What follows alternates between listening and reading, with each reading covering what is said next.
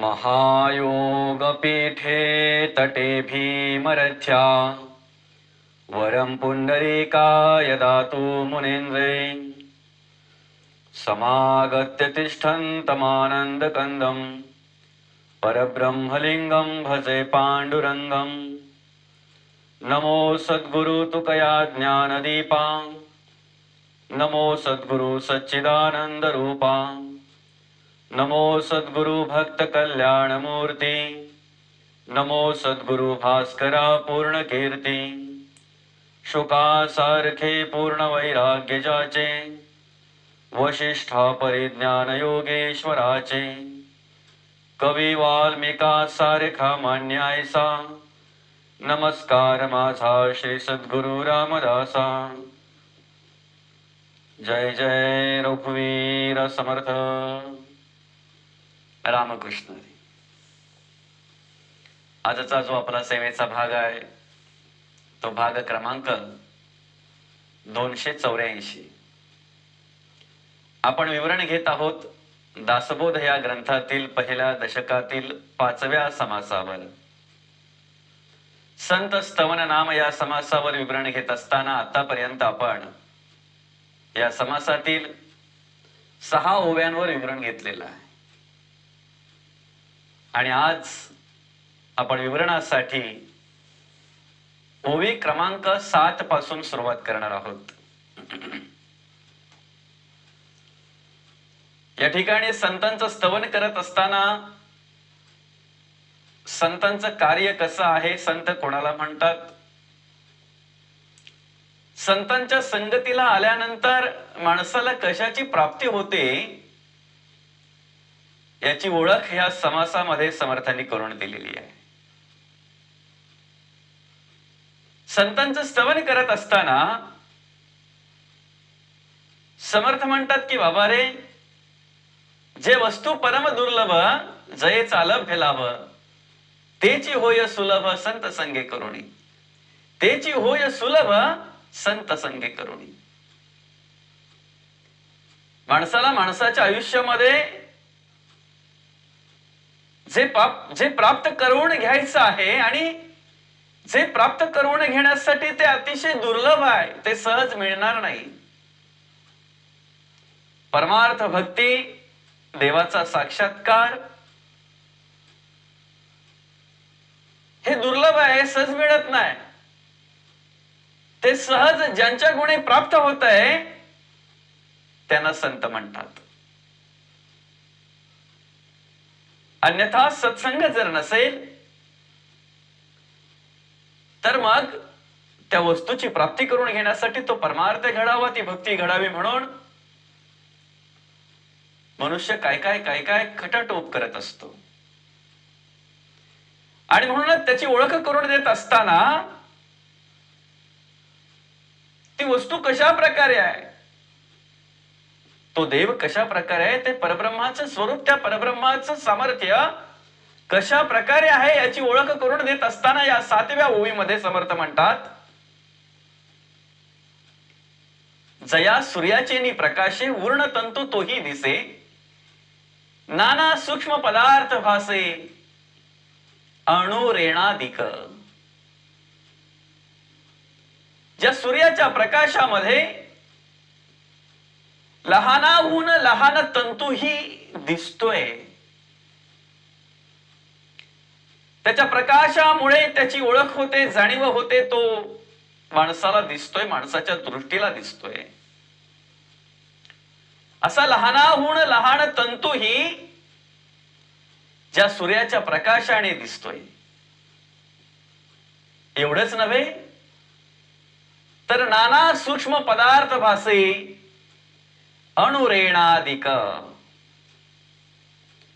अगदी त्या प्रकाशातही जर माणसाने भिंगाचा वापर केला तर अणुरेणादिक सुद्धा सगळं माणसाच्या दृष्टीने दिसत असते।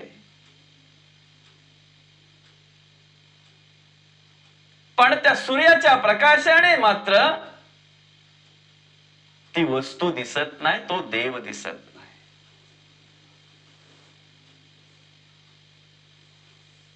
खर तर त्या सूर्याचा प्रकाशही त्या देवाच्या प्रकाशामुळेच आपण अनुभवतोय, पाहतोय, आपल्याला त्याची जाणीव होत असते.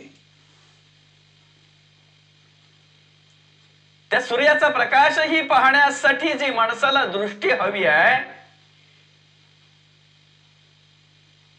ते त्या डोळ्यांकडे जे बळ हवं आहे, ते बळ, ती दृष्टी त्या देवाच्या कृपेने आपल्याला प्राप्त होत असते, त्या देवाच्या कृपेने आपल्याला मिळत असते.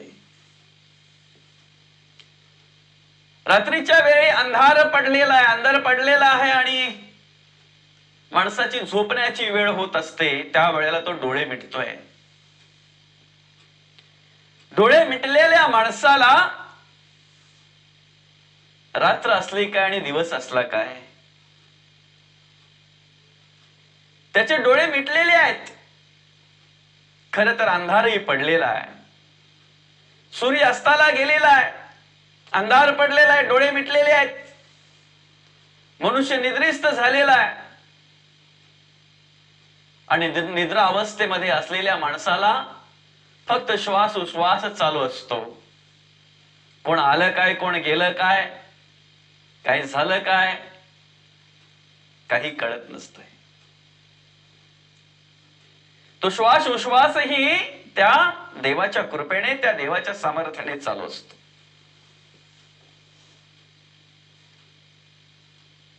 तो देव आहे, तो सेवा करतोय, तो प्रत्येकाच्या आतमध्ये त्याचा प्रकाश आहे आणि त्या प्रकाशामुळेच सगळी इंद्रिय आपली कार्य करत असतात. सगळ्या इंद्रियांकडे तो प्रकाश आपल्याला पाहायला मिळतोय. देवाचा प्रकाश असेल तर तो माणूस झोपलेला आहे, निद्रिस्त झालेला आहे, अंधार पडलेला आहे, सूर्योदय झाला, सगळ्या घरातले जागृती अवस्था प्राप्त झाली, सगळ्यांना सगळे जागे झाले. पण त्या एखाद्या झोपलेल्या माणसाला जर देवाने जाग करायचंच ठरवलं नाही, त्याच्या अंतरी असलेला तो अंतरात्मा, तो देव, त्याने जर त्याला ते स्फुरण दिलं नाही, चैतन्य दिलं नाही, चालना दिली नाही, ती जागृती अवस्था प्राप्त होण्यासाठी जे बळ पाहिजे, जे सामर्थ्य पाहिजे, ते बळ, ते सामर्थ्य जर त्या देवाच्या कृपेने त्या ठिकाणी जर त्याला मिळालं नाही, तर भले सूर्य उगवला असेल, बाहेर प्रकाश पडला असेल, चांगल्या प्रकारचा प्रकाशित झाला असेल तो सूर्य, चांगल्या प्रकारे ऊन पडला असेल, पण देहामध्ये अंतरात्मा जर नसेल, तो अंतरात्मा जर निघून गेला, त्या देवाचं सामर्थ्य जर निघून गेलं, तर मग तो सूर्य अस्ताला आहे की सूर्योदय झालेला आहे हे त्याला कुठल्याही प्रकारे काहीही कळत नसते. कारण त्याच्या अंतरेचा जो सूर्य आहे त्याचा अस्त झालेला असतो. म्हणून या ठिकाणी जाणीव करून देत असताना संत म्हणतात की अंतरीचा सूर्योदय झाला, अंतरीचा सूर्य उदयाला आहे, अखंड तो आहेच आहे, तो कधीच अस्ताला जात नाही. आणि एकदा काय अस्ताला गेला ना की परत त्या देहामध्ये त्याचा उदय होत नाही. आत्मा जाता देह पडे, देह पडता म्हणती मढे, मढ्यास कर्तृत्व न घडे कदा काळी. त्या मढ्याकडून कुठल्याही प्रकारचं कर्तृत्व घडत नसतंय, त्याला मढ म्हटलं जातंय. आणि त्या मढ्याला सूर्योदय झाला काय आणि सूर्यास्त झाला काय काहीही फरक पडत नाही. कधीच असं झालं नाही एखादा मेलेला माणूस आहे, संध्याकाळची वेळ झालेली आहे, अंधार पडत आहे आणि तो बोललेला आहे मला लवकर चलवा रे, मला लवकर न्या रे, तिथे अंधार पडत आलाय. त्याला अंधार काय आणि प्रकाश काय, सकाळ काय आणि दुपार काय, संध्याकाळ काय, काही फरक पडत नाही. मढ आहे ते.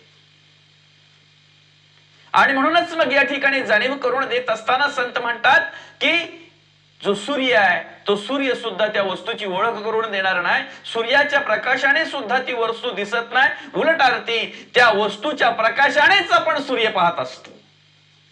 त्या वस्तूच्या, त्या देवाच्या सामर्थ्यानेच आपल्याला सूर्योदय झालेला आहे की सूर्यास्त झालेला आहे हे कळत असतंय. म्हणून जरी संपूर्ण जगाला प्रकाशित करीत असेल तो सूर्य, संपूर्ण सृष्टीला जरी प्रकाशित करीत असेल तो सूर्य, तरीही ते प्रकाश त्याच्याकडे निर्माण करण्यासाठी, ते सामर्थ्य, ते बळ त्याच्याकडे निर्माण करण्यासाठी त्या पुरुषाचंच, त्या वस्तूचंच सामर्थ्य, त्या देवाचंच सामर्थ्य असतंय. तो देवच त्याला सामर्थ्य देत असतो. पुढे 8व्या ओवीमध्ये जाणीव करून देत असताना, स्तवन करत असताना समर्थ म्हणतात, चिरले वाळाग्र तेही प्रकाशी, परितो दाखविना वस्तूशी, ते जयाचे साधकांचे प्राप्त होय. संत कोणाला म्हणतात? संतांची ओळख करून देत असताना समर्थ म्हणतात की बाबा रे, जया सूर्याचे नि प्रकाशे उर्ण तंतू तोही दिसे, नाना सूक्ष्म पदार्थ भासे अणुरेणाधिक. ज्या सूर्याच्या प्रकाशाने सूक्ष्माहून सूक्ष्म तंतू सुद्धा दिसत असतो, ज्या सूर्याच्या प्रकाशाने नाना प्रकारचे पदार्थ माणसाला दिसत असतात, त्या प्रकाशातूनच माणसाला ओळख होत असते त्या पदार्थांची नवे नवे. तर त्या प्रकाशामध्ये जर माणसाने भिंगाचा वापर केला त्याच्या दृष्टीपुढे, तर त्याला अणुरेणाधिक सुद्धा दिसत असतात. पुढे ओळख करून देत असताना समर्थ म्हणतात, चिरले वालाग्र तेही प्रकाशी. आपला केस किती मोठा आहे, आपला केस किती सूक्ष्म आहे, पण तो चिरलेला केस सुद्धा त्या सूर्याच्या प्रकाशामध्ये दिसत असतो. अर्थात सूक्ष्माहून सूक्ष्म वस्तू सुद्धा त्या सूर्याच्या प्रकाशातून दिसत असते, तिचा अनुभव मनुष्य घेत असतो. ती सूक्ष्माहून सूक्ष्म वस्तू दाखवणारा तो सूर्य, चिरले वाळाग्र तेही प्रकाशी, परी तो दाखवू सके ना वस्तूशी. पण तो सूर्य त्या देवाची ओळख करून देऊ शकत नाही. त्या सूर्याच्या प्रकाशाने तो देव दिसू शकत नाही, ती वस्तू दिसू शकत नाही. ती वस्तू, तो देव, तो परब्रह्म, ते जयाचेणी साधकांची प्राप्त होय. सहज प्राप्त होतो, सहज त्याची ओळख होते, सहज त्या माणसाला त्याची आत्मप्रचिती येते. ते जयाचेणी, जयाचेणी म्हणजे संतांच्या संगतीला आल्यानंतर, संतांच्या संघाला आल्यानंतर, संतांचा संघ झाल्यानंतर त्या पुढे संत ओळख करून देतात, त्या ठिकाणी ज्याला वस्तूची ओळख घ्यायची आहे ना, त्या ठिकाणी त्या परब्रह्माची ज्याला ओळख घ्यायची आहे ना, तो साधक म्हणून उभा राहिला पाहिजे. त्यांनी साधना स्वीकारली पाहिजे, तो साधनेत आला पाहिजे. आणि जो साधनेत आला, ज्याने साधना स्वीकारली, तो साधक म्हणून कार्य करत असतो. तो त्या ठिकाणी भक्त म्हणून कार्य करत असतो, तो त्या ठिकाणी दास म्हणून कार्य करत असतो, तो त्या ठिकाणी साधक म्हणून कार्य करत असतो. आता साधक होण्यासाठी काय करावं लागतंय, त्याची ही जाणीव समर्थांनी या दासबोधामध्ये करून दिलेली आहे. ती ओळख करून देत असताना समर्थ म्हणतात, साधक भावे नमस्कार घाली, त्याची चिंता साधूस लागली. पण हा साधक कोण, हा साधक केव्हा होतो, ती स्थिती त्याला केव्हा प्राप्त होते? अवगुणाचा करुणी त्याग, जेणे धरिला संत संग, मग तयासी बोली जे मग साधक ऐसा. त्या साधकाची ओळख करून देत असताना समर्थ म्हणतात, अवगुणाचा करुणी त्याग, जेणे धरिला संत संग, तयासी बोली जे मग साधक ऐसा. देवपूजा करायला लागला तो साधक झाला, उपासना करायला लागला तो साधक झाला. ज्याने ती उपासना स्वीकारली, ज्याने ती देवपूजा स्वीकारली, देवाचं नामस्मरण करायला लागला, तो साधक झाला. पण खऱ्या अर्थाने साधकाची ओळख करून देत असताना समर्थ म्हणतात, अरे देवपूजा करायला लागला, भक्ती करायला लागला, उपासना करायला लागला, पण हे सगळं करत असताना महत्वाचं काय आहे? अवगुणाचा करुणी त्याग. त्या वाईट विचारांचा त्याग घडला पाहिजे, अवगुणांचा त्याग घडला पाहिजे, त्या वाईट वासनेचा त्याग घडला पाहिजे. आणि मग एकदा त्या वाईट वासनेचा त्याग घडला ना, त्या अवगुणांचा त्याग घडला ना, की मग समर्थ म्हणतात, अवगुणांचा करुणी त्याग जेणे धरिला संत संग. अखंड आणि अखंड त्या संतांच्या संगतीला पाहिजे, अखंड आणि अखंड त्या संतांच्या बरोबर पावलावर पाऊल ठेवून चालता आलं पाहिजे, अखंड संतांच्या संगतीला पाहिजे. जेणे धरिला संत संग, मग तयासी बोलीजे मग साधकायसा. साधना स्वीकारलेली आहे, देवपूजा करतोय, उपासना स्वीकारलेली आहे, उपासना करतोय, नामस्मरण करतोय, ग्रंथ वाचन करतोय, संतांच्या वाङ्मयाचा अभ्यास करतोय आणि संतांच्या पावलावर पाऊल ठेवून चालतोय, परमार्थातही आणि कर्मातही आणि विचारातही, मग त्याला साधक म्हटलं जातंय. अशा साधकाने त्या वस्तूला नमस्कार केला ना, अशा साधकाने त्या संतांना नमस्कार केला ना, की त्या साधकाची चिंता त्या देवाला असते, त्या संतांना असते. म्हणून त्याची ओळख करून देत असताना समर्थ म्हणतात, साधक भावे नमस्कार घाली, त्याची चिंता साधूस लागली. आणि मग ते साधू काय कार्य करत असतात? सुगम पंथे नेऊन घाली जेथील तेथे. त्या साधकाला ती स्थिती प्राप्त करून देत असतात, ज्याला आपण संत म्हणतो, ज्याला आपण साधू पुरुष म्हणतो, ज्याला आपण सत्पुरुष म्हणतो. ती स्थिती त्या साधकाला संतांच्या कृपेने प्राप्त होत असते. आणि म्हणूनच आपण ते दास्यत्व स्वीकारलं पाहिजे. आपण त्या ठिकाणी भक्त म्हणून कार्य केलं पाहिजे, आपण त्या ठिकाणी साधक म्हणून कार्य केलं पाहिजे. म्हणून समर्थ म्हणतात, हे प्राप्त होतंय, ह्याची प्रचिती आपल्याला येते, याचा आत्मसाक्षात्कार आपल्याला होतो. शिरले वालाग्र तेही प्रकाशी परी तो दाखविना वस्तूसी. ते जयाचे आणि साधकांशी प्राप्त होय. ते ज्यांच्या गुणे साधकांना प्राप्त होत असते, ते सहज मिळत नाही, ते सहज प्राप्त होत नाही. तर त्यासाठी अवगुणांचा त्याग घडावा लागतो, वाईट विचारांचा त्याग घडावा लागतो. त्यासाठी साखरेच्या डब्यामध्ये जर तेल ठेवायचं आहे, गोडे तेल ठेवायचं आहे, तर प्रथम तो साखरेचा डबा साखर बाजूला काढून रिकामा केला पाहिजे, त्याला स्वच्छ पुसला पाहिजे, स्वच्छ केला पाहिजे, मग त्याच्यामध्ये गोडे तेल ठेवता येईल. तसंच परमार्थ जर साठवायचा आहे, भक्ती जर साठवायची आहे, संतांचे विचार जर साठवायचे आहेत आणि संतांच्या विचारा बरोबर जर चालायचं आहे, तर त्यासाठी वाईट विचारांचा त्याग घडलाच पाहिजे, वाईट कर्माचा त्याग घडलाच पाहिजे. आणि एकदा तो वाईट विचारांचा त्याग, एकदा तो वाईट कर्माचा त्याग घडला, अवगुणांचा त्याग घडला, की मग त्या ठिकाणी त्याला परमार्थ करायला आनंद वाटत असतो. आनंदाने, आवडीने तो त्या ठिकाणी तो परमार्थ करत असतो. कारण ती आवड संतांच्या कृपेने त्याच्या पिंडामध्ये, त्याच्या अंतःकरणामध्ये, त्या साधकाच्या, त्या भक्ताच्या, त्या दासाच्या अंतःकरणामध्ये संतांच्या कृपेने ती आवड निर्माण झालेली असते.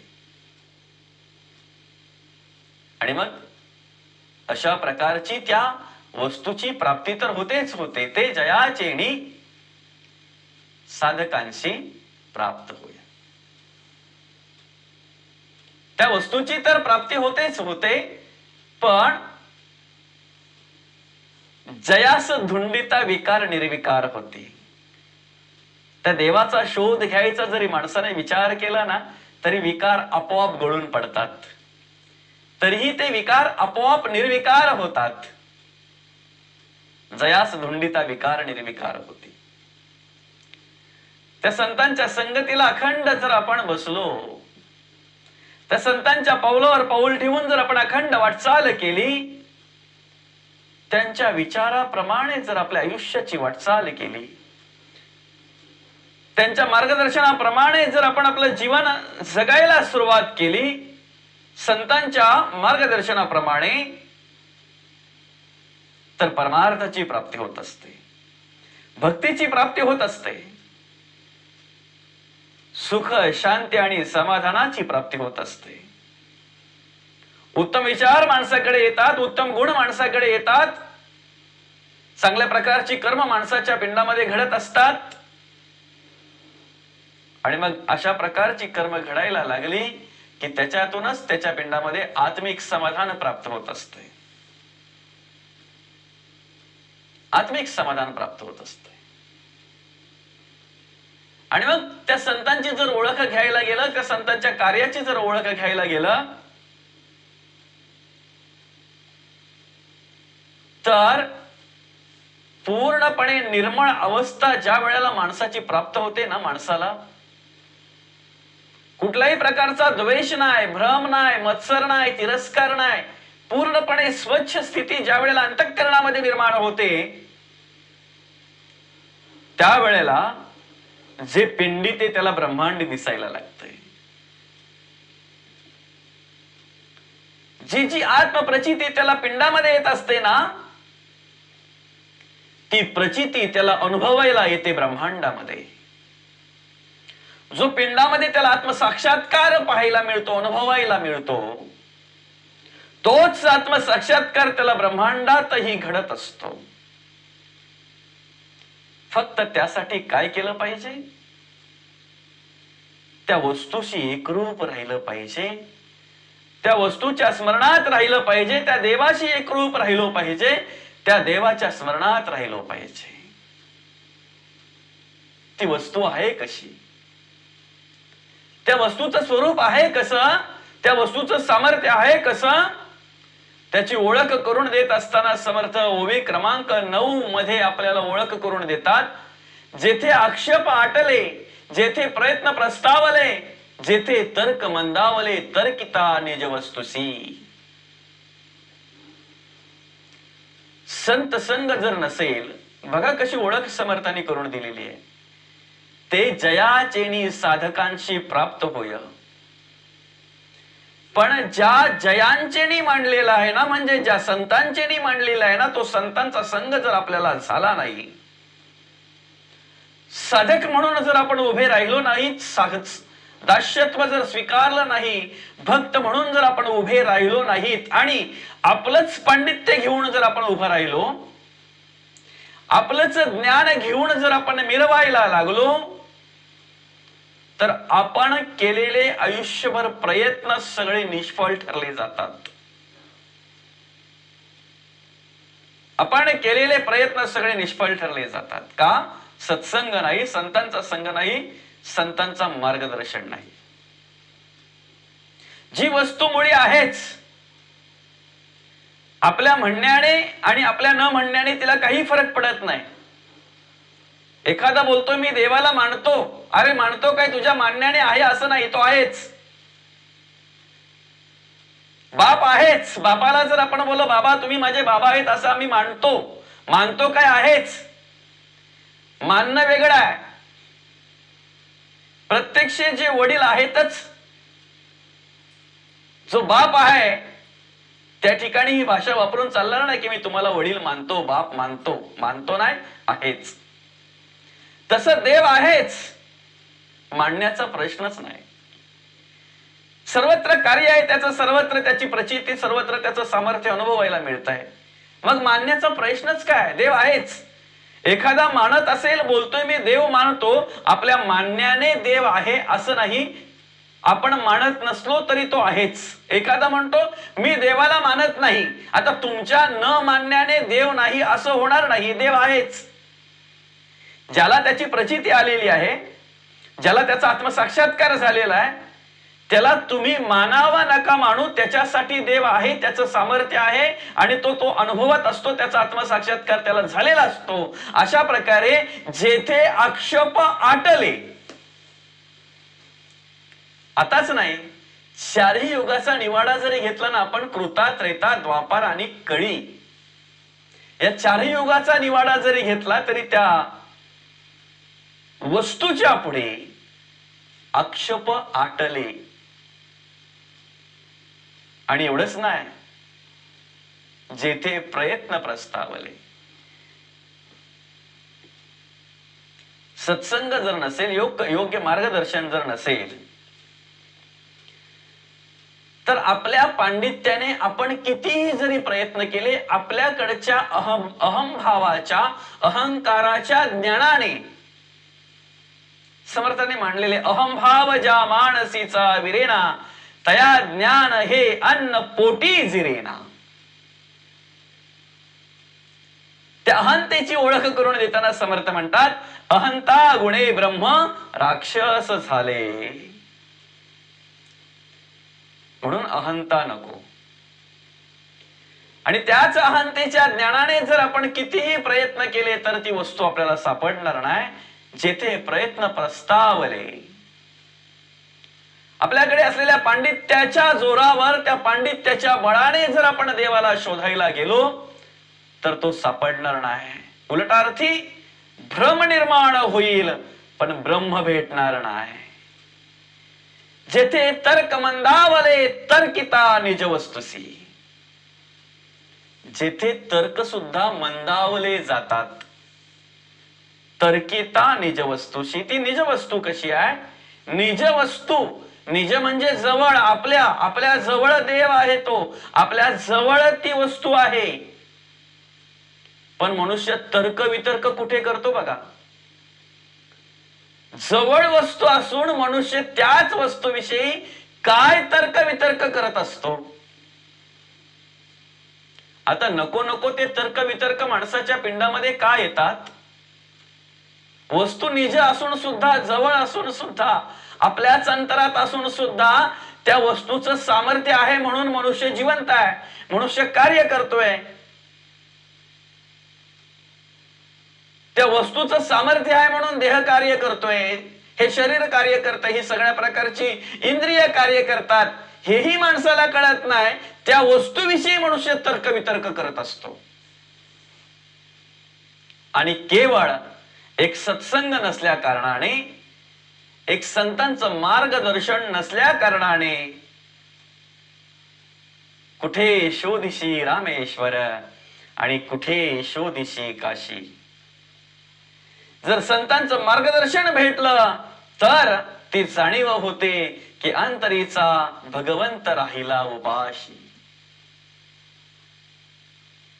त्या संतांच्या मार्गदर्शनातून, संतांच्या संघातून कळत असतंय की ज्या देवाला शोधण्यासाठी, ज्या वस्तूला शोधण्यासाठी मी आटापिटा करायचो, मी किती किती किती कुठे कुठे जायचो, कुठे कुठे हिंडायचो, मी कोणाकोणाला शरण जायचो, पण ती वस्तू माझ्या आतमध्ये आहे. तिचा आत्मसाक्षात्कार संतांच्या कृपेने झाला जातो. आणि म्हणूनच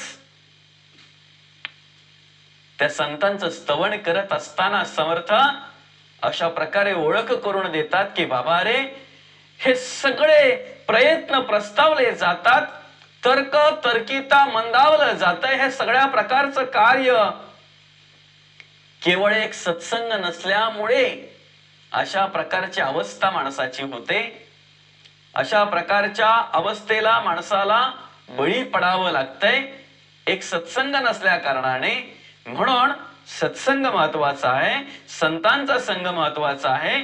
त्या संतांना आपण शरण गेलो पाहिजे, ज्या संतांच्या गुणी आपल्याला वस्तूची प्राप्ती झालेली आहे.